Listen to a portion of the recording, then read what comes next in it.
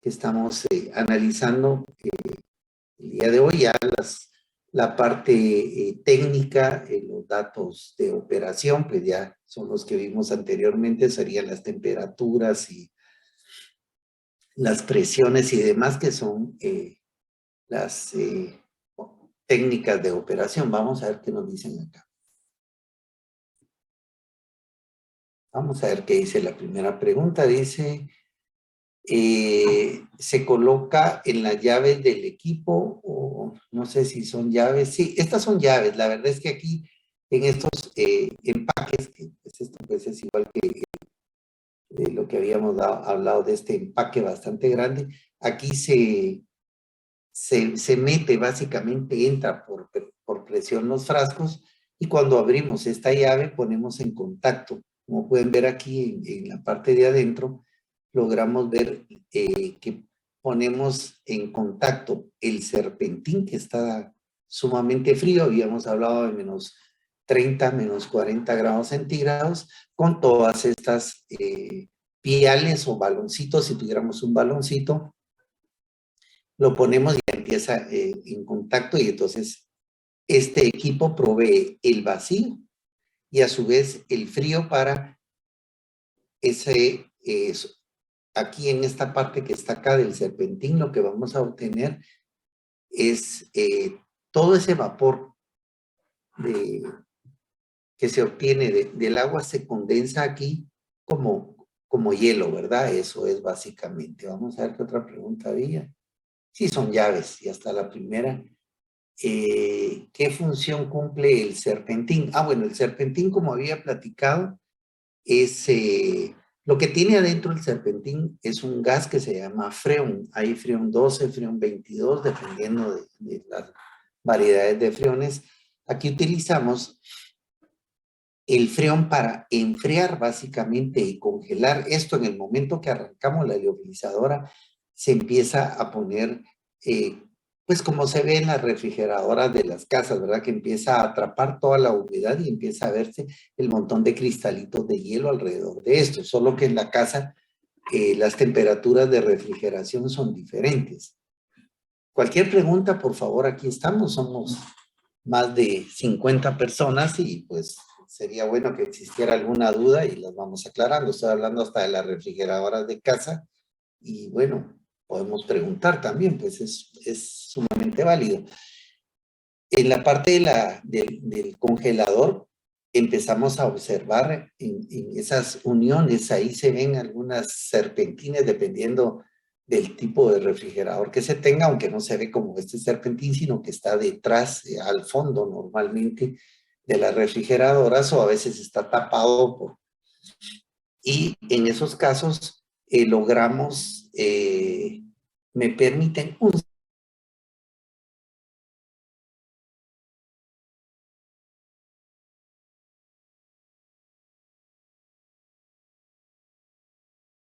Recording stopped.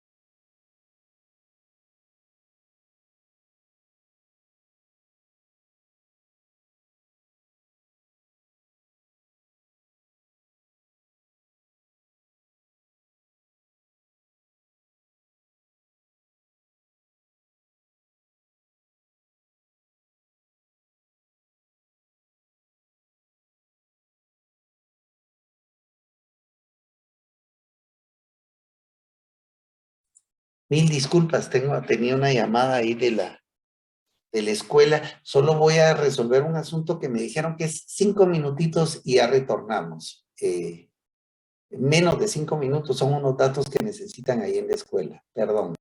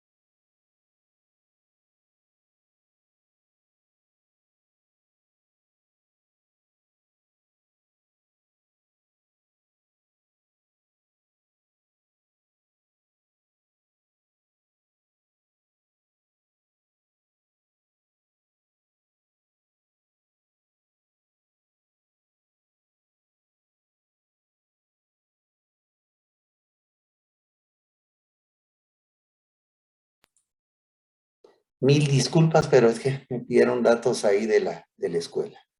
Recording in progress. Bueno, platicábamos de lo que era estábamos hablando sobre el serpentín y las refrigeradoras, que es lo que tenemos ahorita a mano, y si ustedes van a la refri de su casa, pues van a la parte donde esté el freezer, encontramos ahí algunas de las líneas que van precisamente en la parte de atrás. Muchas veces la mayor parte están ahí, a veces sí vienen protegidas, y ahí es donde va ese especie de serpentín, porque realmente son tuberías, aunque no las de las refrigeradoras a veces no parezcan serpentines, pero como esta que sí es enrollada, pero sí están al fondo, ahí pasa también el freón de la refrigeradora. Atrás está el compresor, si ustedes van a la parte de atrás está el compresor que en la parte de atrás sale calor, o sea, todo el calor que están sacando de la refrigeradora lo emiten, lo sacan o lo expulsan en la parte de atrás de la refrigeradora. Y adentro está la parte fría, que es precisamente donde está este serpentín. Eso es como funcionan el sistema de refrigeración, pues en una forma muy sencilla, muy práctica, muy simple a nivel de ejemplo. Y entonces, así es como funciona esta parte que está acá. La única diferencia es que aquí sí baja a menos 30, 40 grados centígrados, y en las refrigeradoras las temperaturas de refrigeración pues no llegan, pues a lo sumo llegarán a 5, 10, menos pues 10 grados centígrados, nunca llegan mucho más abajo de eso. A 30 grados, menos 30 o 40, hablaba que si yo pego ahí el dedo, casi que se queda ahí prendido, ¿verdad?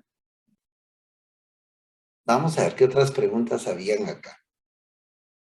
Ya bueno, ¿y qué función cumple? Ya hablamos que era para enfriar y deshidratar. Es necesario que todas las válvulas tengan muestra. Ah, no, no es necesario. Por ejemplo, por eso es que traen estas llaves. En este caso, esta está cerrada, esta está cerrada. Bueno, todas las que están alrededor están cerradas y la única que abrimos es esta, que es la única que estamos utilizando. Entonces no es necesario. Pues obviamente si esta la dejamos abierta, no vamos a lograr ni el vacío porque está ingresando o aire, o se está equilibrando el alto vacío con el exterior, y el motor está trabajando por gusto. De igual manera, pues ese serpentín. Entonces solo abrimos cuando ya están las condiciones, ponemos el frasco o el balón y abrimos esa llave. Excelente pregunta. El recipiente con el material a liofilizar va a estar dentro del serpentín. No, en este caso, como es una liofilizadora de investigación, este material ya lo metemos congelado, pues. Es decir, el serpentín en otras funciona para enfriar y a su vez para atrapar el vapor. En este caso solo va a funcionar para atrapar el vapor. Muy bien. Ahí podemos ver ese compresor de freón, y de hecho arriba ahí está el material. Este compresor es como ver el de las refrigeradoras, ¿verdad? Si ustedes van a la parte de atrás de las refrigeradoras, a veces se mira, a veces vienen tapados, traen estos motorcitos que son los compresores, ¿verdad? Inclusive pues aquí vemos los empaques porque vibra, y para no oír ruidos, pues a veces las refrigeradoras tienen ruido, taca, taca, taca, y ese ruido puede ser porque alguno de estos empaquitos está topando y hace ruido, o los ventiladores, porque también tienen ventiladores para disipar el calor. Pues entonces aquí lo que hacemos es, entra el freón, lo comprime y ya pasa frío. Por eso esto va forrado y entra a este serpentín que está aquí arriba. Esta es la parte de atrás del equipo. Cualquier pregunta me lo dicen. Aquí yo saqué el compresor o la bomba de vacío, por ejemplo, en este caso. Y esta es la que hace el vacío. Es una bomba bastante grande, pues es exclusiva para esto, pues, ¿verdad? El compresor de la facultad, que es bastante grande, que hace un gran ruido, no logra el alto vacío de esta maquinita. Entonces aquí tenemos ese manifold, ¿verdad? Que es básicamente es un brazo, en este caso de esta otra liofilizadora, vamos a tener este manifold y aquí también vamos poniendo los frascos a liofilizar.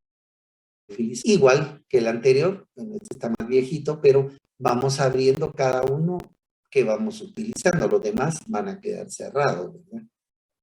Entonces aquí están los dos liofilizadores. Este que funciona básicamente con un serpentín y vamos a atrapar la humedad en este serpentín, y este que vamos a atrapar la humedad en un material desecante, puede ser cloruro de calcio, sílica, gel, etcétera, ¿verdad? Y en este caso, básicamente vamos a tener esta cámara, aquí estamos viendo donde está la sílica gel que ya la deshidratamos, cerramos el equipo y cuando conectamos la bomba de vacío lo que hace es succionar pues y mantener las condiciones y toda la humedad, ¿sí? El gas de vapor de agua va a ser atrapado en esta sílica gel. Entonces, son dos formas, o lo hacemos por un compresor o lo hacemos a través de un material que va a ser desecante. Entonces, aquí podemos ver que pasa a través de todas estas canastas, al fondo están agujereadas y pues, obviamente el cambio de coloración, pues, está de color blanco, dependiendo del material que van a utilizar, cambia a rosado, cambia a celeste, cuando ya está totalmente húmedo. Se humedeció y ya lo que hacemos es secarlo.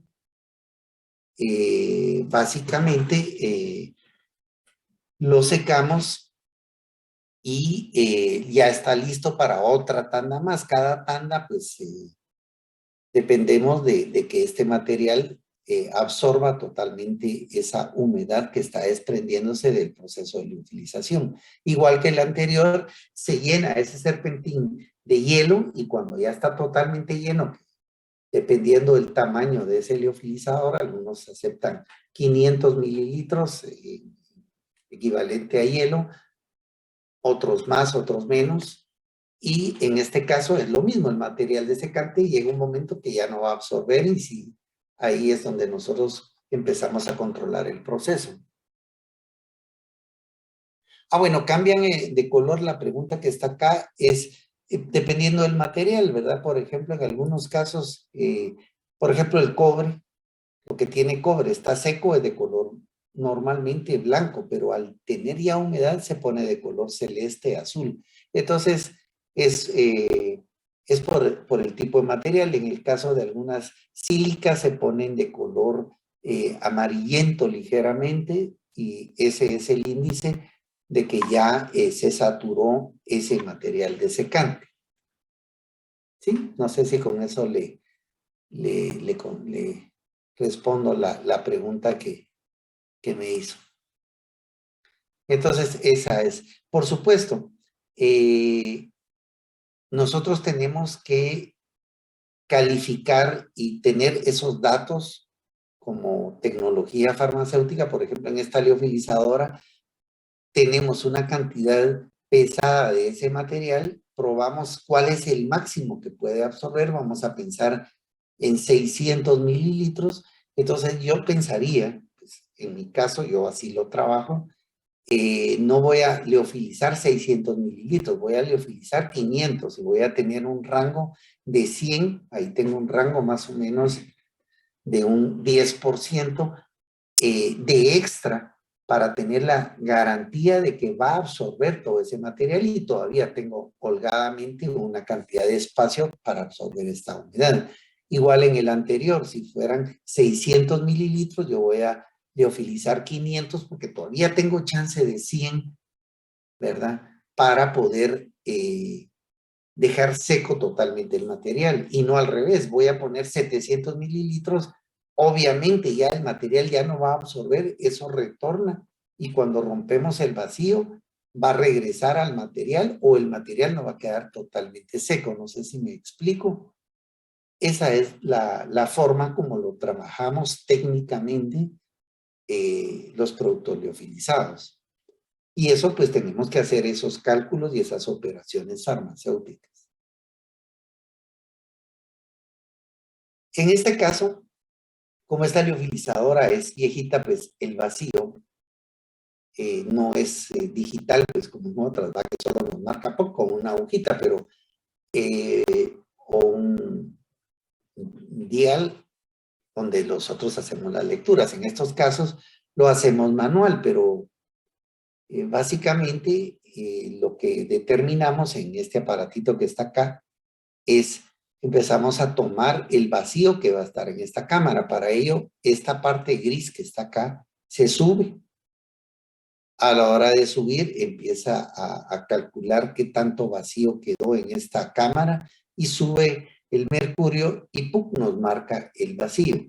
Posteriormente la retornamos a esta posición para que vacíe y se equilibre junto con el vacío que tiene la cámara y volvemos a abrir para ir tomando nuevamente la lectura. Es como que fuera un termómetro que vamos tomando las temperaturas, va subiendo el mercurio, ¿sí? Llega a un punto hasta donde está la temperatura, ¿verdad? Pero en este caso tenemos que estar bajando y subiendo porque nosotros vamos a hacer la lectura básicamente de lo que está en contacto con esta, aquí no se logra ver muy bien, es un tubito y ese tubito entra en contacto básicamente a través de la manguera con esta cámara y ya quedó ese vacío. Cuando ya lo subimos, solo empieza a subir y hacemos la medida de ese vacío.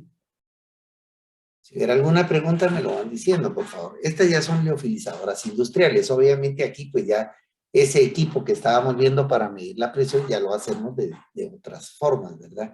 Y ya son equipos sumamente grandes, pues.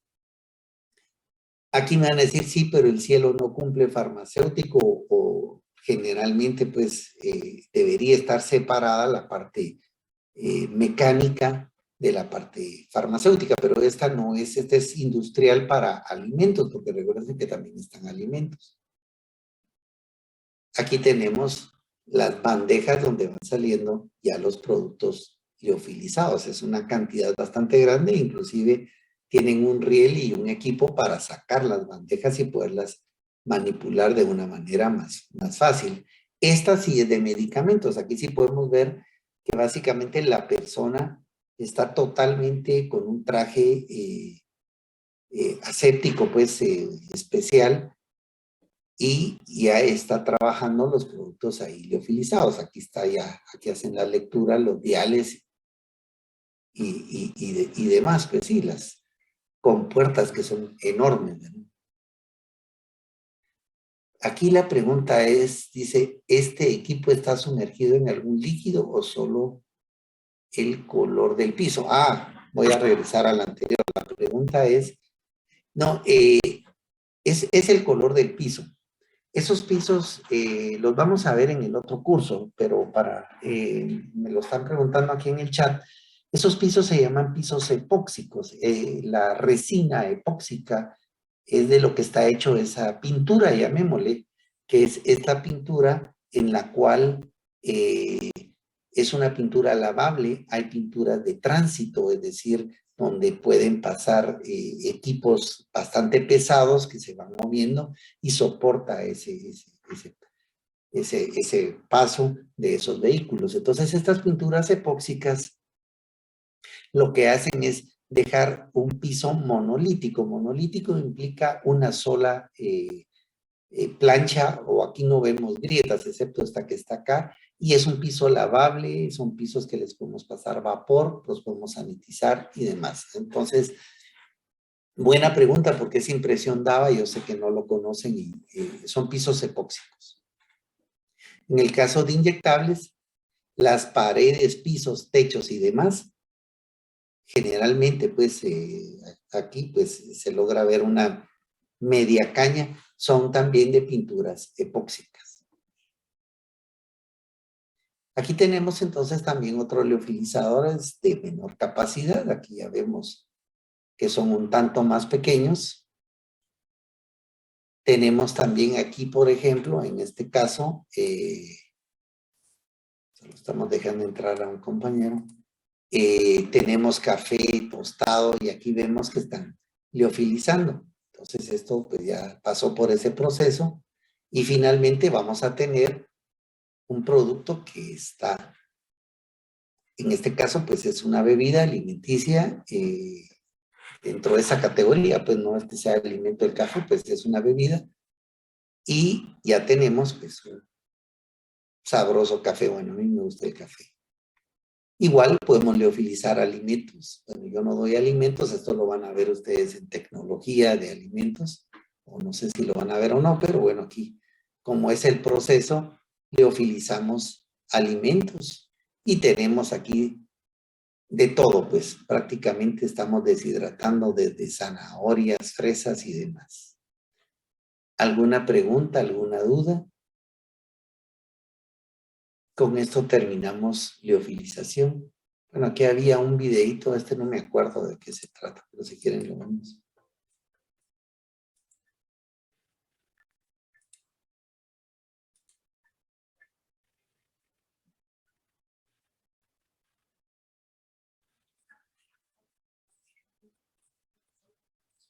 No se Yo no oye. sé si, no se oye, ¿verdad? No. Sí, espérenme, vamos a ver si quería adelantarme un poquito. Bueno, este es del Departamento de Tecnología Farmacéutica. En otros países, el Laboratorio de Tecnología Farmacéutica es un curso, pues, o sea, básicamente está el curso y el laboratorio, que equivale a un curso, ¿verdad? Y aquí hablan que si puedo regresar a lo que es el vacío. Bueno, vamos a retornar y después vemos esto si quieren. No me acuerdo dónde sería, asumo que acá. Aquí está una de las preguntas, dice la cajita gris, pero no sé si se refieren a esto o si alguien si me pueden aclarar un poquito más o me lo mandan en el chat o a viva voz la pregunta.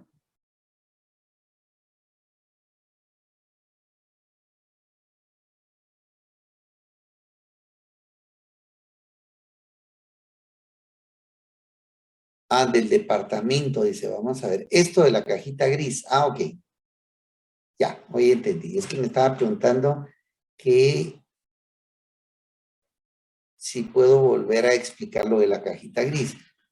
Si se recuerdan, para tomar la presión atmosférica, voy a utilizar esto de ejemplo cuando nos lo dieron en los cursos, los famosos barómetros, eh, bueno, Pascal y demás, tenían tubos de ensayo. Esos tubos de ensayo los poníamos invertidos y por supuesto, pues si fuera un tubo de ensayo, la presión empieza a dar, pero empieza a subir, pero por supuesto no vamos a llegar a tal presión donde licuemos el gas, eso no lo hacemos pues con una jeringa.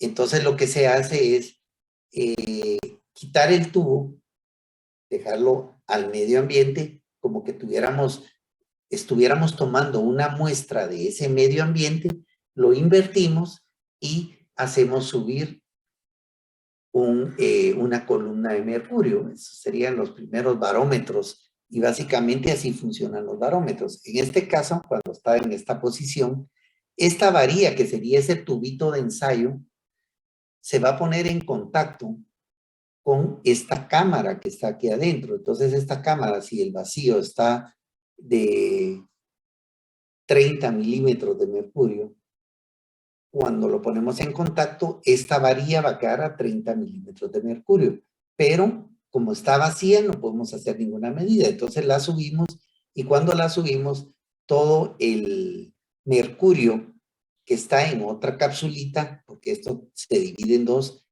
en este caso cierra la entrada o la comunicación de esta cámara que está aquí en color cafecito, que está sellada, con el tubito que estamos midiendo. Entonces solo deja paso al mercurio. Entonces ese mercurio empieza a subir y subir hasta tener como que fuera un termómetro. Por eso me expliqué lo del termómetro, que era más fácil, hasta llegar a la presión que hay en esa muestra que estamos tocando, ¿verdad? Es decir, cuando nosotros agarramos un termómetro, ponemos y sube el mercurio, pero cuando hacen los termómetros, que pues yo les platiqué cuando estaba ensoplado de vidrio, nadie me preguntó, los termómetros, lo primero que hacemos es sacar todo el vacío, porque, o dejar al vacío el tubito, porque si no, aunque esté muy alta la temperatura, topó y esa cantidad de aire no la va a poder pasar el mercurio. Entonces, cuando está al vacío, sí, porque va subiendo hasta la temperatura, la cantidad de energía que va a marcar ese mercurio. Es igual esto, solo que en este caso, como las presiones son muy variables, me van a decir, pero es igual con el termómetro, sí, pero en ese caso estamos tomando temperatura y aquí lo que necesitamos es tomar la presión que tiene o que va haciendo el compresor. Entonces, aquí empieza a bajar la presión hasta llegar a un alto vacío, pero para ello entonces tomamos aquí la lectura y luego volvemos a esperar un rato. Cuando ya llegamos a las presiones de alto vacío que necesitamos, tomamos y entonces ya estamos listos con temperatura que ya no la midió adentro del serpentín y que tenemos la lectura. En el caso del serpentín, en este caso ya no necesitamos serpentín, sino que está totalmente seco el material, solo esperamos el vacío y ¡pum! Conectamos la muestra. No sé si con eso le aclaro o si quedó bien o no, pues no importa, usted me dice.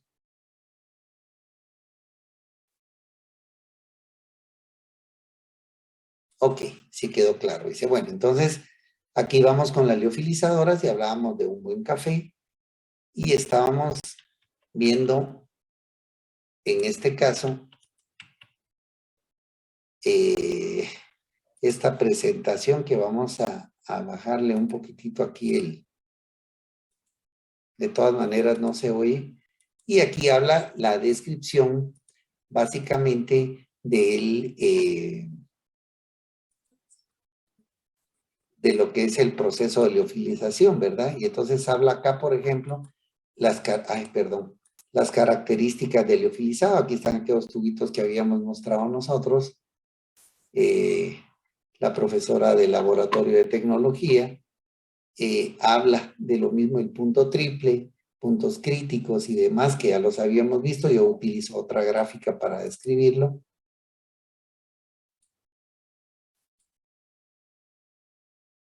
Y no avanza esta cosa. Y bueno, aquí en este caso, pues como pueden ver, tienen balones, adentro tienen productos y esta es una pequeña planta piloto según este videíto que ella de la profesora está haciendo y dónde van a liofilizar las muestras, pues que básicamente las tenemos ahí en esos recipientes. Aquí habla pues elaboración de una solución a liofilizar, la congelan. Bueno, ella aquí utiliza cloruro de sodio para, en el caso de las propiedades coligativas, ultracongelación. Ella habla aquí de congelación a menos 80, sí, perdón. Hola, Lee, buenas tardes. Nada más para que se pueda escuchar el sonido del video, puede dejar de compartir y le vuelve a dar compartir y selecciona una opción que dice compartir audio de la computadora también y ahí le va a sonar. Muchas gracias, Yaneli. Sí, fíjese que lo iba a hacer, pero por razones de tiempo, como pues esto no estaba, por eso fue que lo dejé ahí. Muchas gracias, ¿no? Y Bueno. siempre se le agradece ahí, pero era aquí más que todo utilizar la explicación y les voy a ser bien franco. En el caso de ella, pues vamos a hacerle la crítica. Liofilizan una solución de cloruro de sodio. Es poquita la cantidad y obtiene esta cantidad enorme. Eso no es cierto, pues. O sea, eso es teórico, pero en la realidad no obtenemos un cloruro de sodio bajo esas condiciones. Y bueno, es una universidad de la que lo está dando, pero igual se aceptan ahí las críticas. ¿Preguntas, comentarios? ¿Dudas?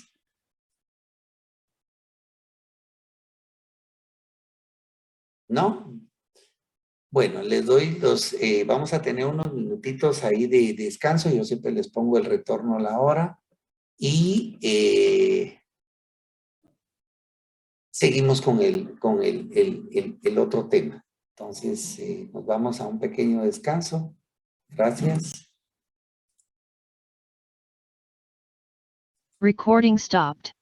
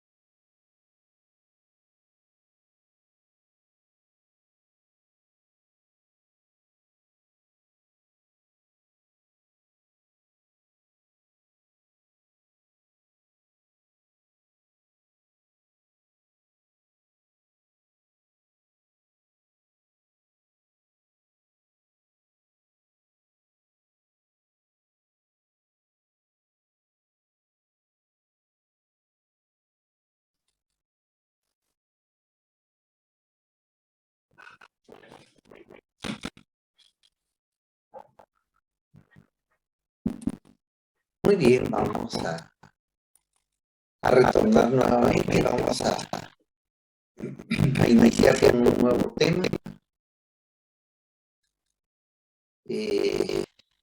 Pues que es agitación y mezcla. ¿Listos entonces? Nos estiramos un ratito. Bueno.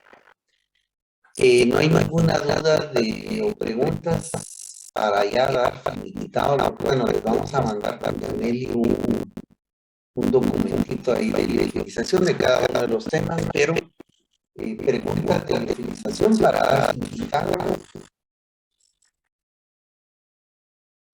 Y de antemano, de veras, gracias, Yanel, por su ayuda ahí con bueno, hoy no hubo necesidad, pero a veces en mercadeo me costaba un poquito ahí encontrarle algunas cuestiones a Zoom, ¿verdad? Pero ahí estamos. Muchas gracias. ¿No hay preguntas, no hay dudas? Bueno, entonces arrancamos entonces con agitación y mezcla. Vamos a grabarlo. Recording in progress. Muy bien. Entonces vamos a empezar a platicar un poquitito de lo que es agitación y mezcla. Vamos a ver, pues aquí el ejemplo empezamos por líquidos y después vamos a ir por sólidos. Entonces, básicamente aquí vamos a empezar en el caso de líquidos a estudiar algunos patrones, como podemos ver aquí en estos dos dibujitos en el A y en el B, o como cuando ponemos un agitador magnético y observamos esto que se llaman vórtices en estos dos Erlenmeyer, ¿verdad? Es decir, se va viendo esa forma en B que se mira ahí, eso que se llama vórtices, ¿verdad? Todo eso lo vamos a ir viendo, por favor, como siempre me ponen sus mensajes o quitan el micrófono y estamos ahí. Bueno, dentro de la agenda que vamos a tener como siempre los conceptos, aplicaciones en tecnología farmacéutica, descripción de los procesos de mezcla, que hablo en general, equipos de mezcla y agitación, dudas, comentarios, que espero a lo largo de la plática lo que vamos haciendo.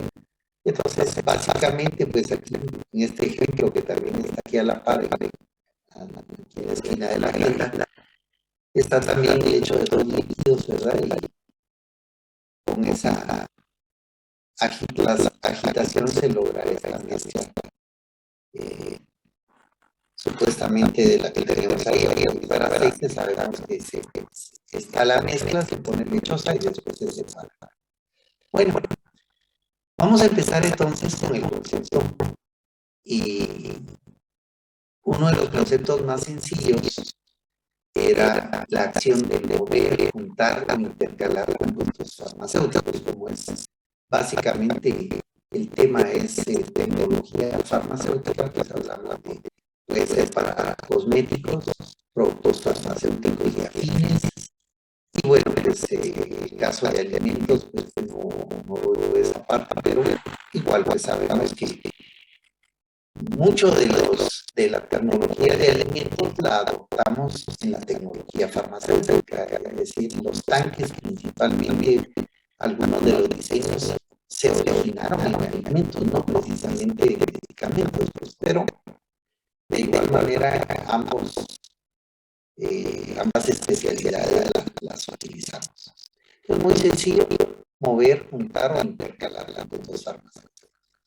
Para ello existen entonces la clasificación de los sistemas. Hay 5 sistemas. El uno sistema de líquidos de una sola fase, que son los que son homogéneos, ahí es una sola fase, se mezclan y obtenemos esa mezcla, esa intercalación, como digamos en el concepto, de una manera perfecta.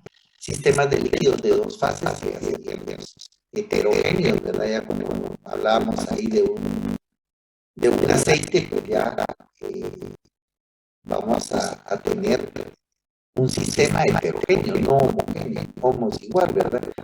En ese sentido, tenemos también sistemas gas líquido. Recuérdense que el mismo ácido clorhídrico que hablábamos la vez pasada es un gas disuelto en un líquido. O bien sistemas para mezclar, que vamos a tener gases que también hacen que se mueva, que se agite y que se mezcla con el producto. Sistemas sólido líquido, que podrían ser pastas, ya tenemos desde las pastas hasta las suspensiones, que son un montón de suspensiones las farmacéuticas. Y los sistemas sólidos, pues ahí ya está todo lo que son polvos, granulados y demás, ¿verdad? Bueno, en el caso de los mecanismos de mezcla, vamos a empezar por esta parte. En el caso de los líquidos, existe una transferencia de materia a distancias grandes y a distancias cortas. Aquí les dice estos dibujitos. Por ejemplo, de A a B es una distancia muy corta, pero de B y de A a C es una distancia larga, ¿verdad? Es gran distancia. Entonces, una de las formas de ese mecanismo de tecnología farmacéutica es ese movimiento, llamémosle, o esa transferencia de una partícula que se va desde A hasta C. Supongamos que estas estuvieran juntas, ¿verdad? Entonces, ¿cómo se va hasta acá? Otra es a través de la transferencia de materiales por turbulencia, ¿verdad? Está la turbulencia y empiezan a irse de un lado al otro de una forma, bueno, en ambos podrían ser desordenados o parcialmente, entre comillas, ordenados por la forma como va haciéndose ese mecanismo. Otra es una difusión individual. Por ejemplo, aquí tenemos estas 4 partículas, pero esta quinta se fue. Entonces, decidió partir. Entonces, es otra de las formas que vamos a encontrar en esa mezcla de líquido. Y otra, la fuerza radial y axial. Pues aquí tenemos fuerzas radiales y axiales que van hacia los dos lados. Obviamente, cuando hacemos una mezcla de líquidos, se hace cualquiera de todas. Algunas predominan más, otras menos, pero en general vamos a encontrar de todas, ¿verdad? Porque dependiendo de los sistemas, algunos van a predominar algunas formas, pero como lo vemos en tecnología y vamos a estudiar, básicamente eso es como se mezcla un líquido para entenderlo y comprenderlo. Muy bien, aquí por ejemplo, tenemos entonces algunos componentes, ¿verdad? Aquí les hice este dibujito de aquí del apartamento, que vamos a tener una velocidad longitudinal, es decir, aquí estamos analizando un mezclado. Lamentablemente, si estuviéramos en casa, o bien lo podrían hacer ustedes, como que fuera un pequeño laboratorio, tomamos un beaker y empezamos, aún cuando estamos disolviendo un poquitito de azúcar y demás, ¿verdad? Generalmente con la cucharita que estamos moviendo, pues no observamos muchas cosas porque no lo hacemos bien, no observamos qué sucede, hacia dónde se van las partículas, qué movimientos existen.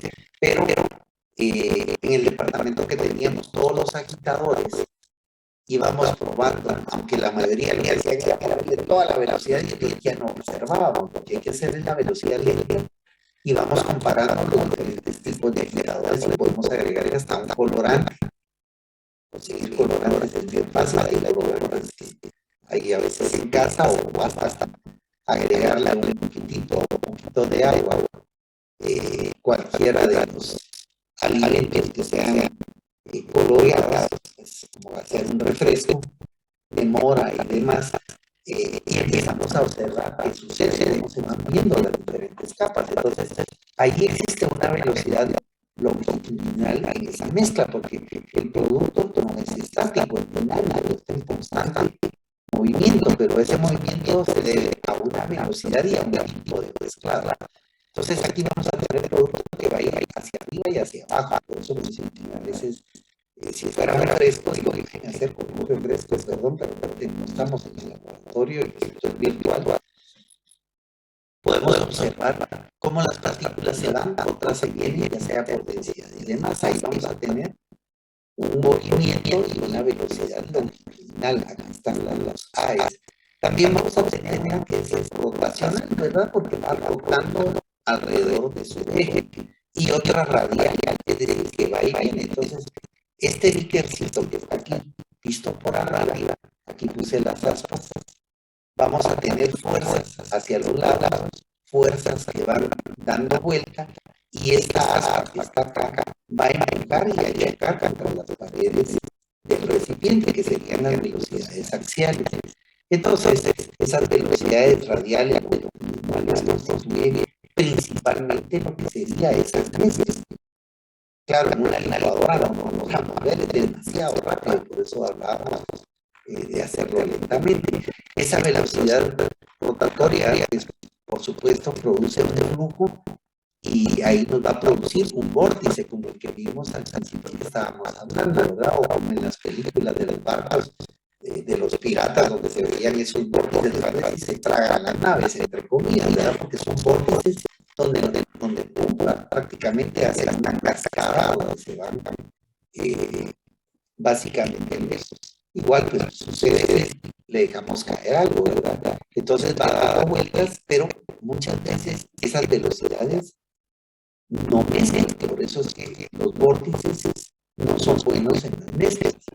Dicho en otras palabras, quiero preguntarles a ustedes, porque hay cosas que no sé, muchas cosas que no sé, pero por ejemplo, ahorita aquí estoy sentado, ¿estoy en movimiento o no estoy en movimiento? Pues hablando de vórtices, ¿verdad?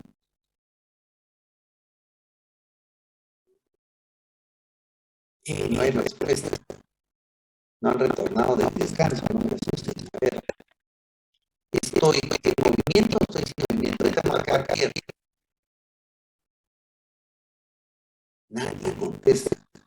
Está en movimiento. Gracias. Oye, porque ahí hay rotación de la tierra. Sí, muy amable. Ya es Elizabeth, ya no la nada. Fíjense que eso que nos comentaba, esto en movimiento, algunos ponen sin movimiento, sí, sin movimiento, porque yo no lo estoy haciendo, no me estoy moviendo ahorita, sí, más sin embargo, aunque esté quieto, siempre va a estar en movimiento, porque es el movimiento de la tierra, pero obviamente no lo sentimos, porque nos conformamos como parte de igual, en este vórtice, cuando entramos puede hacer que nos agite. Por eso es la agitación y nos lanza hacia los lados. Pero una vez entramos a la ecuación, si yo fuera un auto, estaría prácticamente nadando por fuera de la tierra, y por eso se llama mala. Es que en este punto sí, pero nos lanza. Sin embargo, cuando esto ya se estabiliza y va a dar la vuelta, ya no hay una buena mezcla. A eso se refiere. ¿Sí? En este caso, de lo que empezaba la velocidad rotatoria.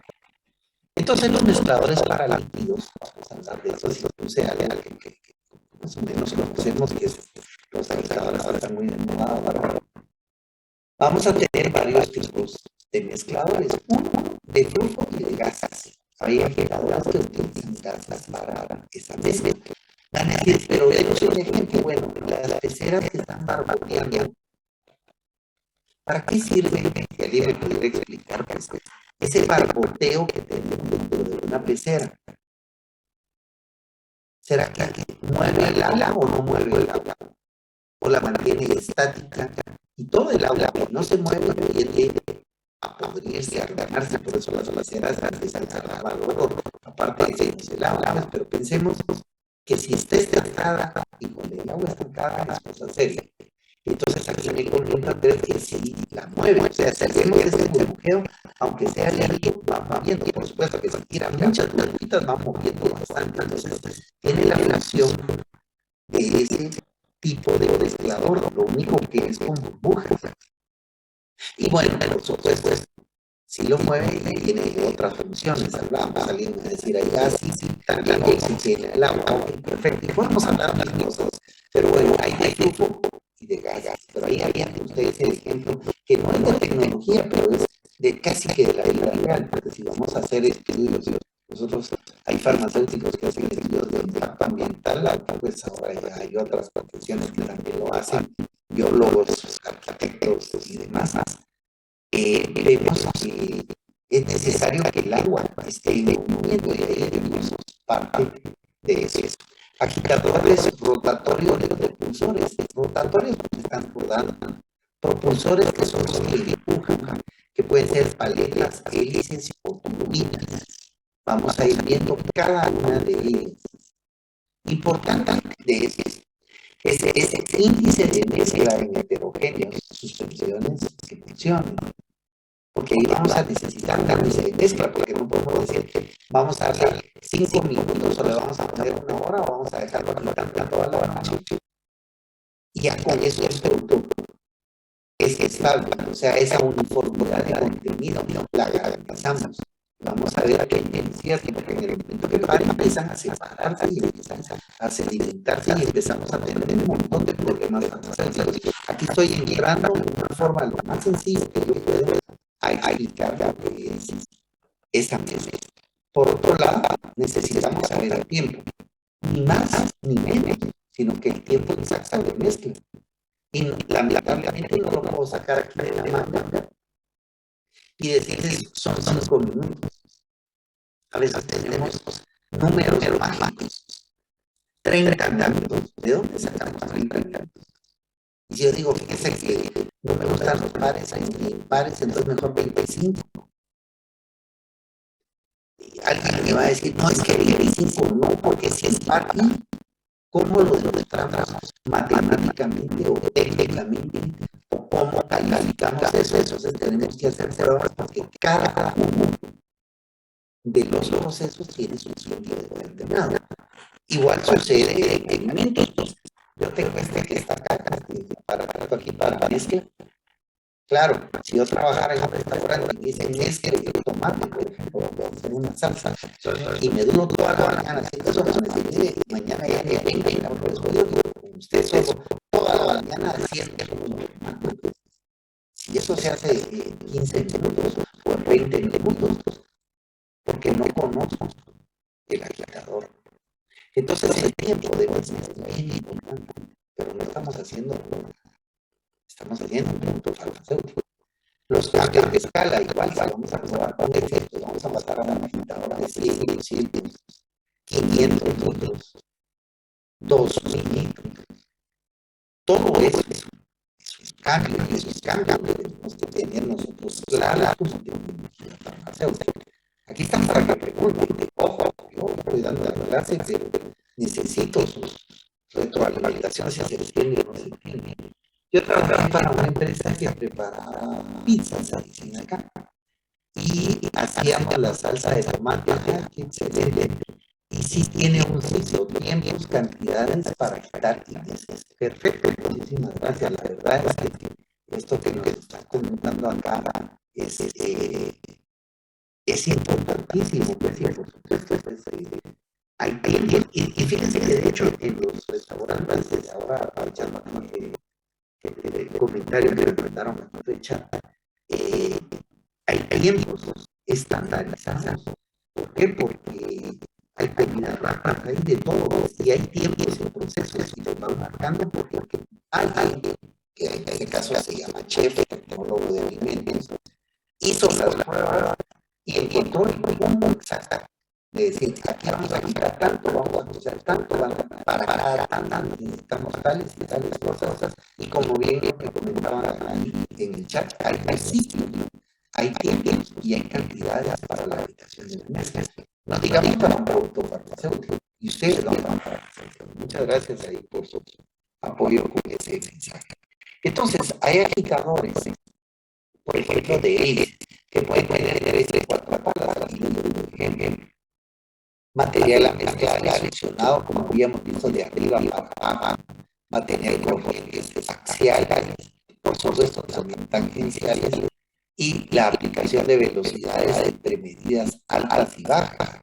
Pues aquí tenemos un tipo de agitador, pero aquí estamos hablando de 3 o 4 palas. ¿Cuál será la diferencia?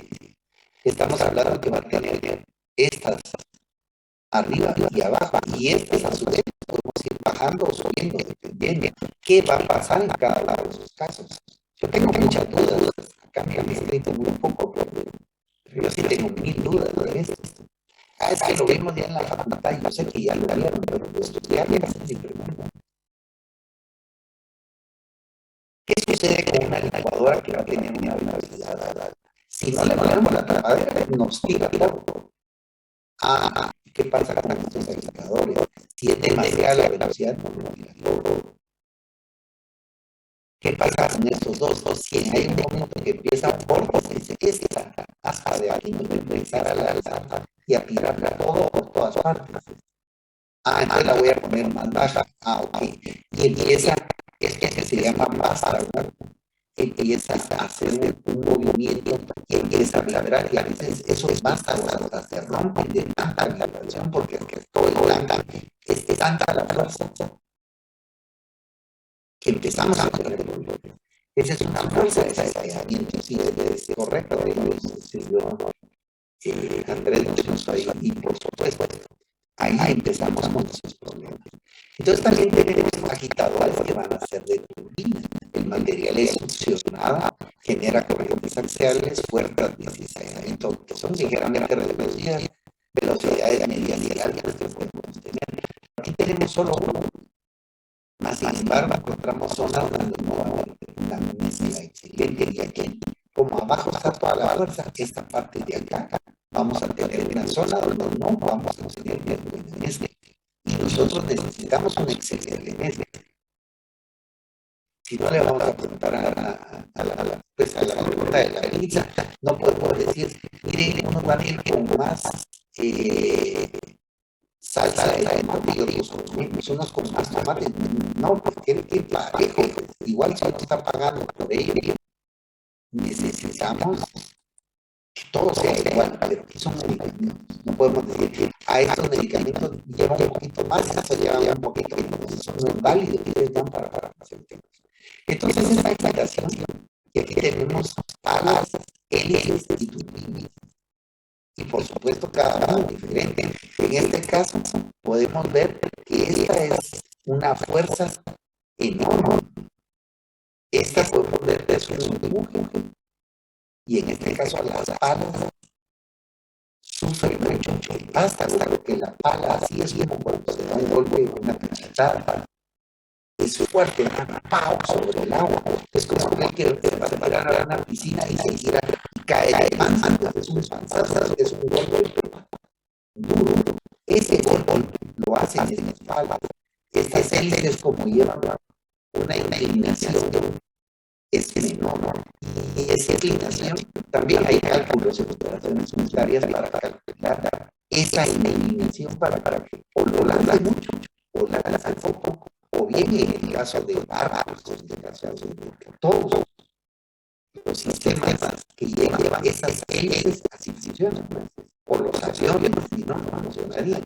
Les fueron dando ciertas inclinaciones, porque no las podían poner de golpe, como el que se tiró de la precisión o el panzazo, porque es tanta la fuerza que empieza a vibrar todo el avión. Bueno, pero eso ya lo vimos que es en otros lados, explicando.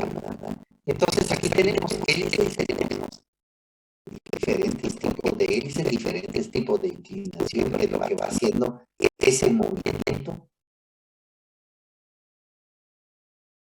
Y por supuesto, aquí ya tenemos diferentes tipos de cargas, corrientes axiales, materiales que hablamos de tensionarlos, turbulencias. Y aquí me preguntan, estas fuerzas de cizallamiento son las fuerzas que van haciendo cortes dentro de ese mezclador.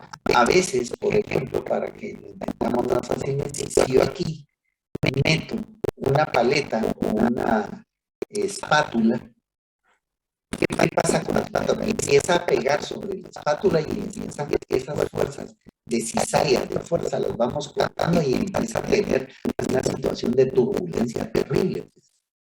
A eso se refiere. Entonces vamos a tener también flujos radiales y axiales. Y eso es este tipo de agitadores.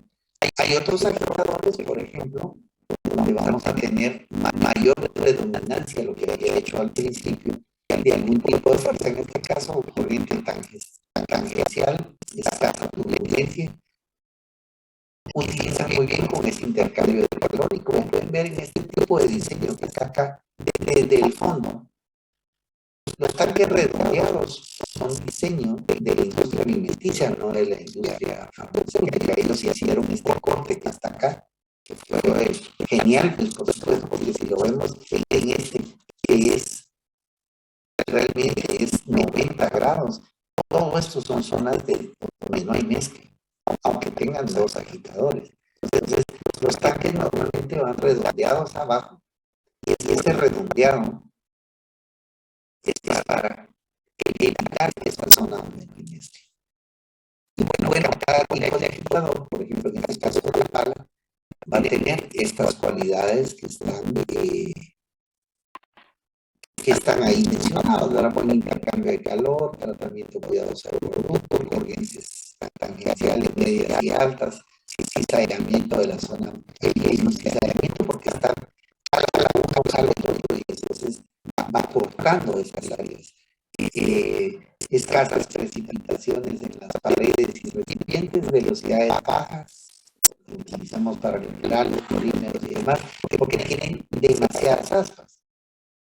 Un barco, por ejemplo, enorme, un crucero, va a tener hélices enormes, pero no pueden ir a alta velocidad, porque no hay motores humanamente que puedan girar esas hélices tan grandes. Entonces va despacio, pero tienen un torque, una fuerza enorme. Mientras que si vemos otros chiquitos, ahora 800 revoluciones por minuto, pero si un barco tuviera 800 revoluciones por minuto sería terrible.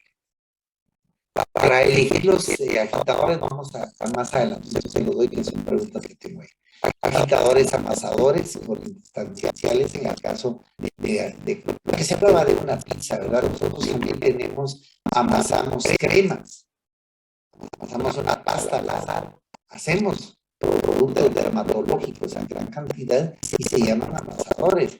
Entonces ahí necesitamos que esa sedimentación, esos fondos de las paredes, sí se incorporen a esa buena mezcla.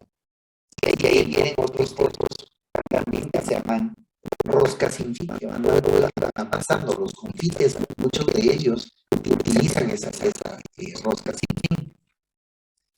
A veces requieren hacia la derecha, hacia la izquierda y viceversa, ¿verdad? Y eso, pues, como son masas, no van a altas velocidades. Y tenemos algunos ejemplos y estos tipos de mezclas cuando tenemos baffles, cómo se van dando. Y las guías, por eso vamos a agregar las guías de las diferentes aspas. Bueno, les mandamos ahí una foto como lo vamos estudiando. Lamentablemente ahora estas las tenemos en el departamento, las metemos dentro de un beaker y vamos a observar este tipo de mezclas y perfiles que cada uno de estos agitadores, ¿verdad? Como pueden ver acá, los diferentes movimientos que van predominando, ¿verdad? Aquí también podemos ir viendo en zonas de mezcla y bueno, el tipo de propelas. Entonces ya lo habíamos visto. Bueno, ya se hace una comparación de los diferentes tipos y los tipos de mezcla, pero por supuesto se elige en función del producto. Porque ya que esta es muy buena, este tipo de ancla, no la voy a usar para todo, porque esta es buena a velocidades bajas, pero es buena para cremas, pastas y demás. Mientras que esta no es buena para una pasta, porque es alta velocidad y básicamente el resto se separa y va a dejar un agujero en medio de una pasta. Es más fácil de poderlo comprobar, lo hacíamos en el departamento, pero bueno, no podemos. Y en el caso de las zonas de mezcla y cómo los baffles hacen que choquen y tengamos una mejor mezcla. Esta es la placa de deflectoras o baffles, ¿verdad? Agitadores, por ejemplo, formación de vórtice, el centrado, sin deflectores da vórtice. Agitador centrado con deflectores evita ese vórtice. Es este que estamos viendo acá. El agitador inclinado no da vórtice y el agitador descentralizado también evita ese vórtice. Por eso la mayoría de agitadores tienen esta inclinación evitar ese vórtice que es un mal mezclado, ya me habías comentado, ¿verdad? Entonces aquí tenemos en el caso de las mezclas, este era un Hive mixer que lo patentaron, que tenía mezcla de cada uno de los sistemas, y en un circuito cerrado, pues cada quien ha ido inventando y buscando diferentes tipos de agitadores para la venta, comercialización y demás, ¿verdad? Y en este caso, pues, hicieron pero el vástago sufría tanto que hasta hubo ruptura del vástago. O sea, hay una pregunta, dice, ¿por qué son recomendables usar agitadores que no forman vórtice? Sí, porque habíamos hablado que el vórtice no da buena mezcla. Una vez se incorpora, que fue lo primero que dije yo en un buzo, pero fuéramos, nos avienta, pero de ahí ya no podemos quedar nadando, pues por sobre la tierra, que aquí estamos en un movimiento de rotación y etcétera, en relación de la tierra, pero no somos víctimas de ese movimiento, nos sentimos como que estuviéramos estancados, y eso pasa cuando hay un vórtice, agregamos un producto, lo avienta y después aquí dando vueltas. Si fuera un buzo, podría inclusive nadar en contra de esa corriente. A eso se refiere y esa sería la respuesta. Y bueno, ahí hay los tipos de mezcladores versus revoluciones por minuto, que por supuesto la velocidad también, digamos, ayuda en ese sentido, y dependiendo del mezclador. Por ejemplo, aquí de 3 minutos teníamos una buena mezcla con todo esto, y aquí no lográbamos esa buena mezcla, y a los 15 minutos este ya estaba mezclado y este no. Son ejercicios bien simples que se pueden hacer y se pueden probar, y uno va entendiendo, conociendo y viviendo realmente esto, ¿verdad? Pues aquí tenemos los agitadores, vástago, las propelas, el motor, y bueno, aquí el ángulo ajustable para esa propela y evitar ese ángulo. Y aquí tenemos, ¿verdad?, colocado el agitador siempre va desplazado. ¿Por qué? Porque hay ese vórtice ya no se logra al 100%, bajarles o ligeramente agitado. Algunos han puesto este agitador en la parte inferior, pero le meten 2 empaques o retenedores, para que no se salga el líquido en la parte de abajo del tanque, pero dan algunos problemas de fugas. Tenemos. Ahí tenemos las aspas, y aquí vemos los baffles en esta parte que está acá. Esta es industria química, cosmética, farmacéutica. Ellos se dedican a hacer tanques. Y como pudieran ver, ahí se ven los baffles y los tipos de lavadores. El tamaño, pues, depende del volumen que nosotros estemos trabajando. En este caso, pues, podemos ver que este producto hace bastante espuma. En muchos casos no es adecuada la espuma por esa incorporación de aire. Y aquí podemos ver que están agitando solo en la parte de abajo. Básicamente es turbulento. Aquí hablan de 2 líquidos que van a ser visibles, pero es la agitación bárbara, nos va a crear espuma. Si fuera jabón, no podría ser espuma. El jabón no tiene lógica que haga una espuma. Ahora, si fuera alcohol gel, sí, porque la costumbre es el alcohol gel con un montón de burbujitas, pero ese es, sabemos cómo se logra, ¿verdad? Y bueno, ahí tenemos estos otros que les pusieron algunos otros aditamentos. A veces también vibran los tanques, ¿verdad? Ese es el otro problema que tenemos ahí.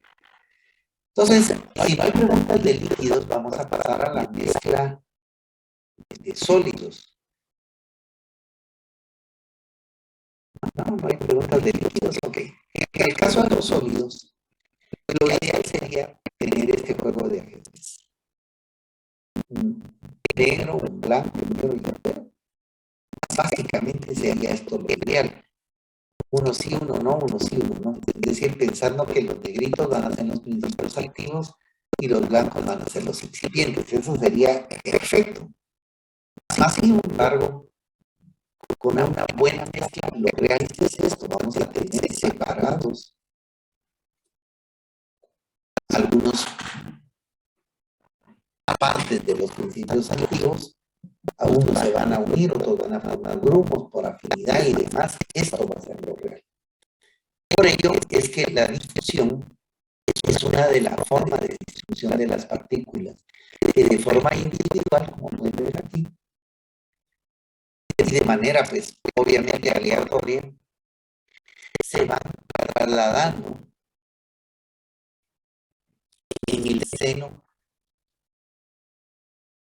de ese material, pues que vamos a tener, si todos fueran excipientes y estas partículas fueran los activos, van a ir difundiéndose. Esa es una de las formas como los materiales sólido, se mezclan dentro del excipiente o los materiales que tengamos.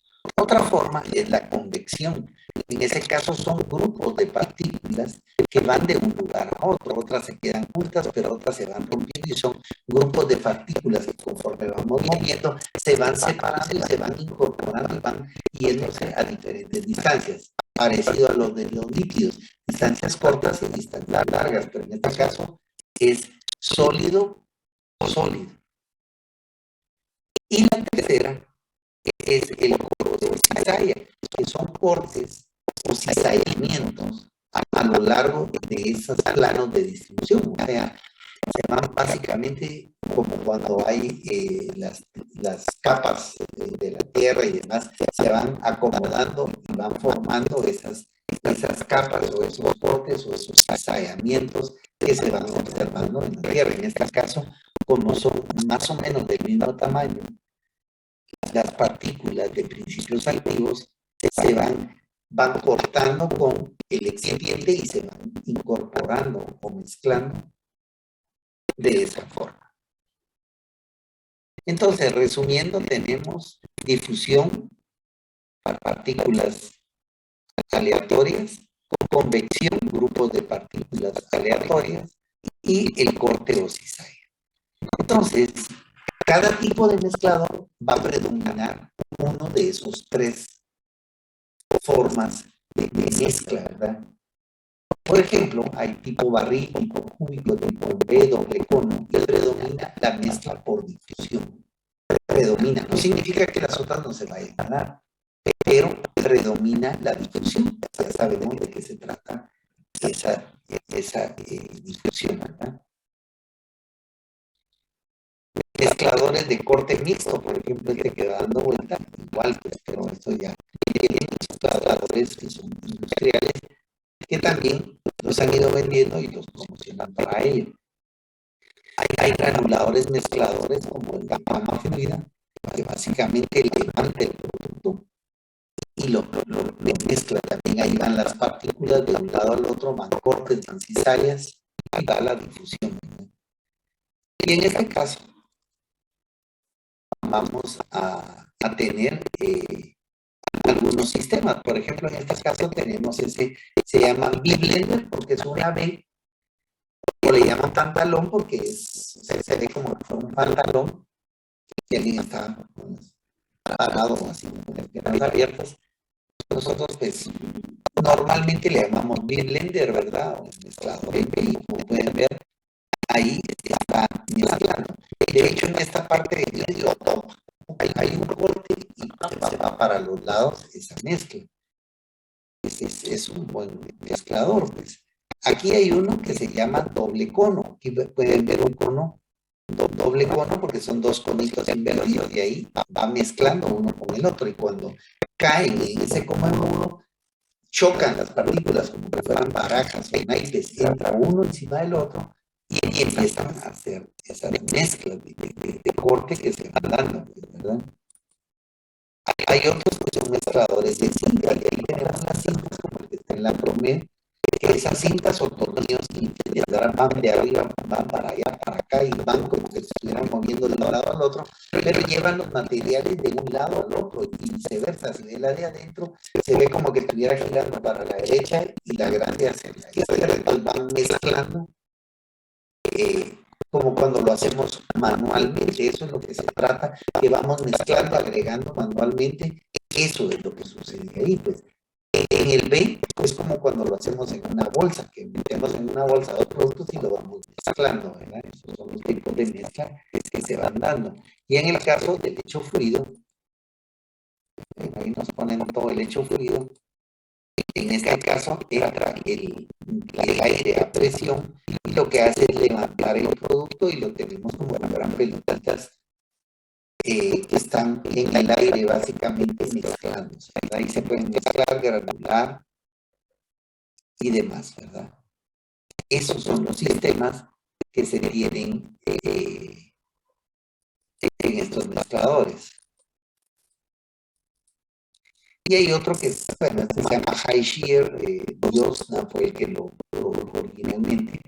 Estos látex, la marca que tienen, lo que hacen es un agitador adentro que tiene, yo voy adelantando porque ese es comercial, está, y ahí entra el producto y con alta velocidad, high shear, ¿verdad?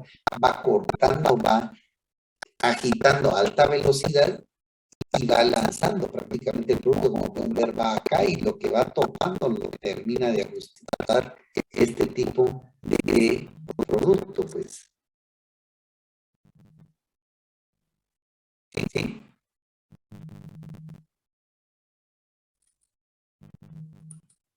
Y ahí vamos, que pueden inclusive agregar líquidos y demás, ¿verdad? Todos estos sistemas pues, son sistemas de mezcla de sólidos farmacéuticos. Aquí tenemos ese B-Blender o mezclador en balón. Igual pues ya lo podemos ver acá como el funcionamiento que vimos. Tenía otro donde lo que se veía era básicamente por el lado de entrada. Y básicamente vemos cómo chocan las partículas. Aquí toparon esto irregular y aquí se entrelazan, golpean, y eso es lo que hace esa mezcla. Es un choque, es un golpe, de ahí los separa, los vuelve a unir. Es como yo les había dicho a la bolsita. Así es como funciona el B-Blender y muchos de los mezcladores que vimos ahí, donde vamos a tener, como pueden ver, cizalla o corte, en un momento que pega y en este momento no corta. Vamos a tener convección y vamos a tener difusión de las partículas. Los tres sistemas vamos a verlos de esa manera. Luego tenemos un mezclador de tambor, que es un tamborcito, que es un como tonel que va dando vueltas. Luego tenemos los que se llaman bulk o IPCs o BIMs, cualquiera de esos tres nombres tienen, que básicamente este que le llaman canguro porque lo soporta el BIM y lo mueve, este es irregular y hace una mezcla también del producto sólido que nosotros querramos preparar. Este tiene la ventaja que aquí agregamos el producto arriba y abajo tiene un empaque especial que uno ya lo sube arriba de una tableteadora llenada de polvos, lo une, lo de adentro queda sellado y abre una compuerta y son totalmente GMP, es decir, son sistemas cerrados básicamente donde la polución y demás son bastante prácticos para la industria. Mezclador doble cono, ya habíamos visto uno, el High Shear o el Diosna, que habíamos hablado también. Hay otros para semisólidos que obviamente van subiendo y bajando el producto. Planetas a veces le llaman porque van como si fueran planetas girando alrededor de la Tierra y como pueden ver son aspas totalmente grandes que tratan de no tener puntos muertos. Y ahí pues obviamente va la convección, ¿verdad? Es decir, grupos de partículas de un lado al otro, porque estamos hablando que son un montón de aspas que están haciendo esa función. Tenemos mezcladores más gruesos también. Sigma, que como pueden ver es enorme, es aspa, es grandísimo, es gruesa, pues pueden ser materiales muy densos, no hay ningún problema. Y los sistemas básicamente es es ese tipo de medio golpe que da ahí, ¿verdad? Hay tipo Z, tipo S, tipo T, dependiendo de estas aspas que tengan ahí y para qué van a servir esas palas. En resumen, también vamos a tener fluidos que van a ser newtonianos, no newtonianos, también eso nos va a afectar, pseudoplásticos, dilatantes, isotrópicos, viscoelásticos, y entonces vamos a tener de mediana a baja viscosidad y de alta viscosidad. Aquí van a ser masas y pastas. Y por supuesto, los equipos no vamos a meter un agitador delgadito que se va a romper simple y sencillamente, ni va a mezclar y estamos dañando el equipo. Y para los otros vamos a tener entonces de medianas soluciones, suspensiones, emulsiones y gases. Y bueno, aquí las selecciones de las aspas, dependiendo de la viscosidad, hay tablas también, donde podemos ir en el caso del ancla, están en las viscosidades intermedias, turbinas que van hasta ligeramente bajo hasta altos, y ahí van los promedios de viscosidad de cada producto que nosotros tengamos. De igual manera, si somos no newtonianos, tenemos aquí los ejemplos, los tipos de viscosidades que vamos a utilizar, los tipos de productos y algunos isotrópicos, algunas mieles y demás, y entonces los tipos de mezcladores que nos sugieren. Hay catálogos completos y por supuesto no para cada elección tenemos que hacer un análisis de qué es lo que vamos a hacer. Las mezcladoras de aspas dicen que son batidoras, pero más grandes, exactamente. Las batidoras de pasteles son las mismas industriales y son las mismas que utilizamos en la industria farmacéutica. La industria, habíamos hablado de pizzas y demás que son densos los productos, pero igual nosotros utilizamos esa misma maquinaria para productos farmacéuticos. Hay sus excepciones, que en el caso del tipo de materiales usamos casi que todo fuera acero inoxidable 316. En el caso de alimentos podrían usar un 314 dependiendo, ¿verdad? Hay variedades y en algunos casos utilizamos algunos tipos de polímeros. Aquí tenemos otros tipos de pulverizadores, por ejemplo, van pegando sobre estos pines y van pulverizando los materiales que de hecho los van mezclando y pulverizando. Y luego, pues, dentro de anexos, tipos de mezclado, tipo de mezclador, factores que los van afectando, los números de Reynolds, números de Froude, números de potencia, por ejemplo, que esto, pues yo lo dejaba para otros cursos porque pues son los cursos fundantes que ustedes ya recibieron. No sé si hacemos un repasito, pero bueno, tiempo de mezclado, están aquí las situaciones que les dieron. Básicamente que el diámetro del agitador, la velocidad de agitación, el diámetro del recipiente y la altura del líquido, y ahí vamos a encontrar esas constantes, por eso es que va el diseño de los equipos, y eso ya depende de cada producto, que por supuesto depende de esa naturaleza, cantidad, consistencia y demás, ¿verdad? Y lo que nosotros queremos obtener, pues al final queremos un producto con tales cualidades, y ahí ya vamos con posición, velocidad, tipo de propulsores, velocidades de giro, híjole, todo eso que los tenemos que ir analizando. Aquí pues está Reynolds, si quieren acordar a Froude, que ahí va el diámetro a través de esa velocidad, que es bien importante, la densidad de la mezcla, la velocidad, la potencia, y bueno, hasta la gravedad que nos funciona. Y esto no lo vamos a entrar con mucho detalle porque ya lo vieron, y como pues algunos de los cálculos para ello, ¿verdad? Y bueno, diferentes potencias, cómo se calculan en los factores. Y bueno, hasta aquí sería la parte de tecnología en cuanto a agitación y mezcla. Y ahí les puse un camioncito y la pregunta es, ¿hay mezcla allí? ¿Alguna pregunta, algún comentario, alguna crítica, alguna, en fin?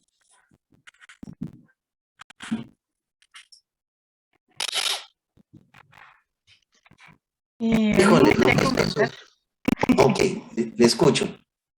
que me parece, verdad, muy interesante poder conocer este equipo, ¿verdad? Dentro de la industria. La verdad no me imaginaba que fuera tan específico, ¿verdad? Porque a veces uno no logra dimensionar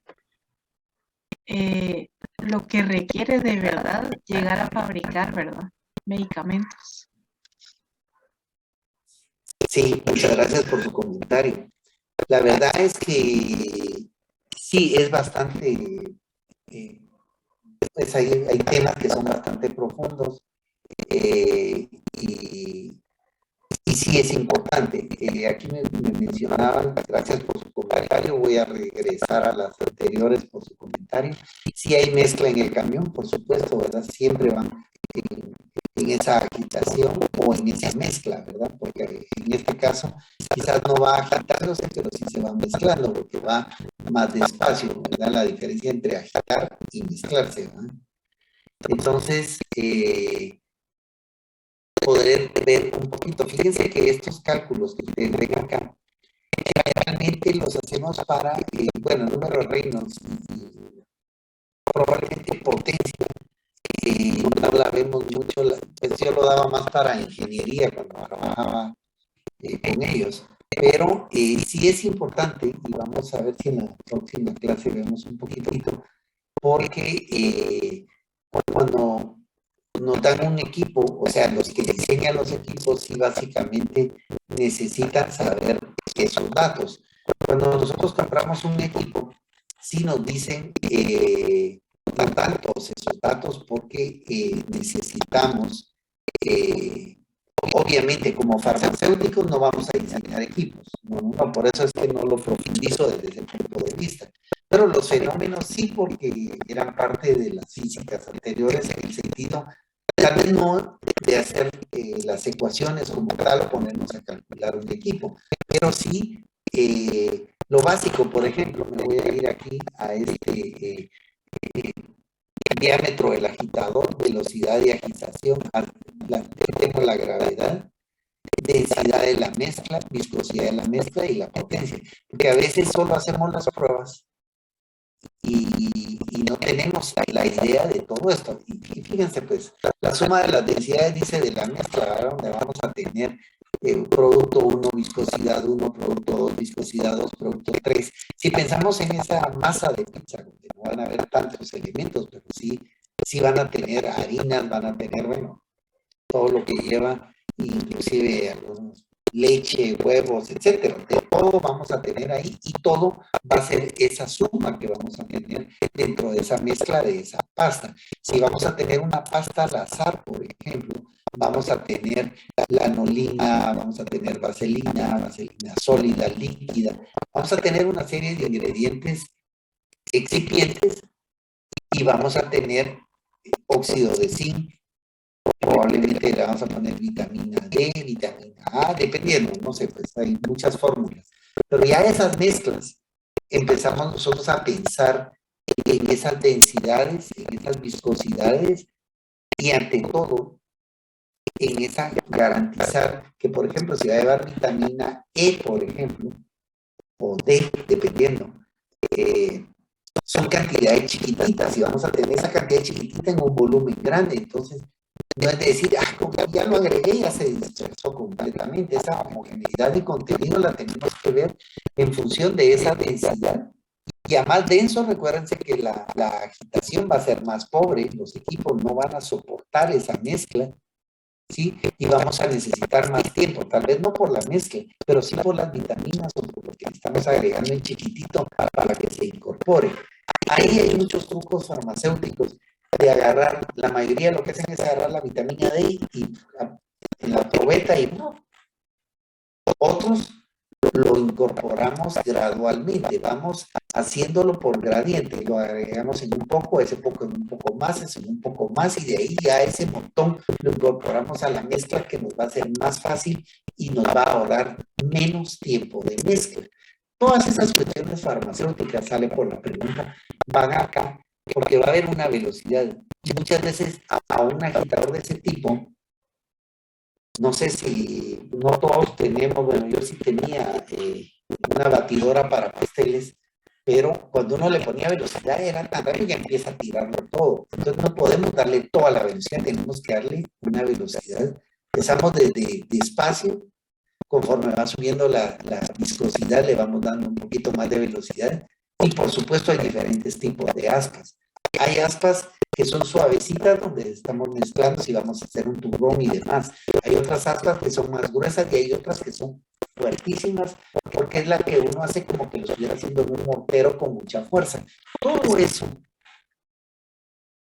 tecnología alimenticia y farmacéutica, lo vio y básicamente adoptamos los equipos que nos hacen las veces de esa mezcla humana, solo que en cantidades grandes.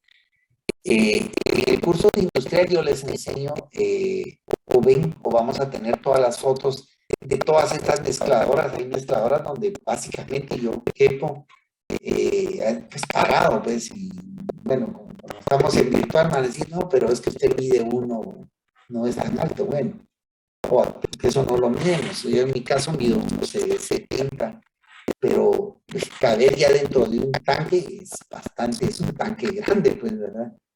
Entonces, todo eso es lo que nosotros vamos viendo, y entonces no vamos a entrar al detalle, pues, pero sí es necesario que lo conozcan si gustan en la otra clase, porque ya solo nos quedan unos minutos, les hago un repasito para que lo entendamos, pues, y ese número de Reynolds, por ejemplo, si lo utilizamos, pues, en el sentido de ese flujo dentro de una mezcladora y poder, pues, nosotros entender perfectamente.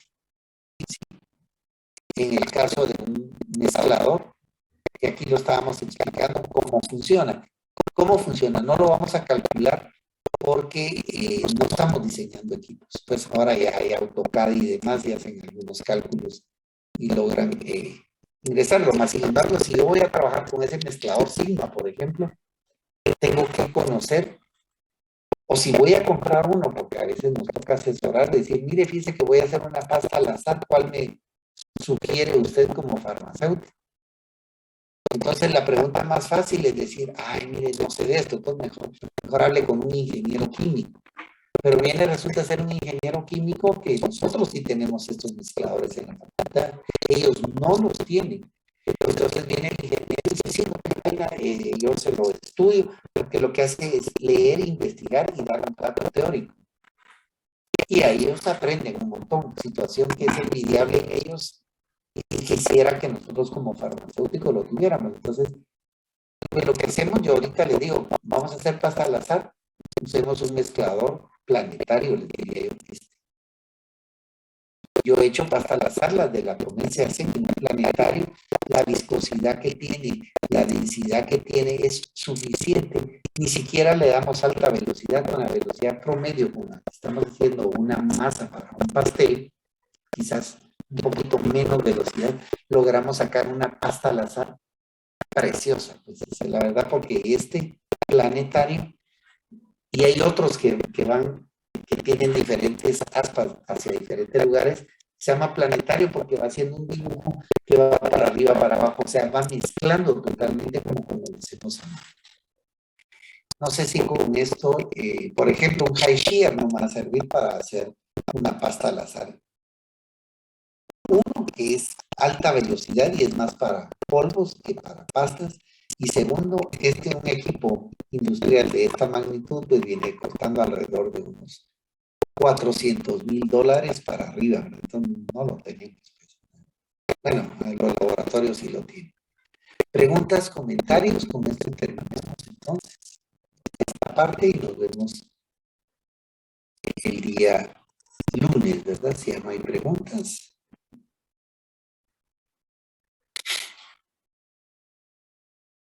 Muy bien.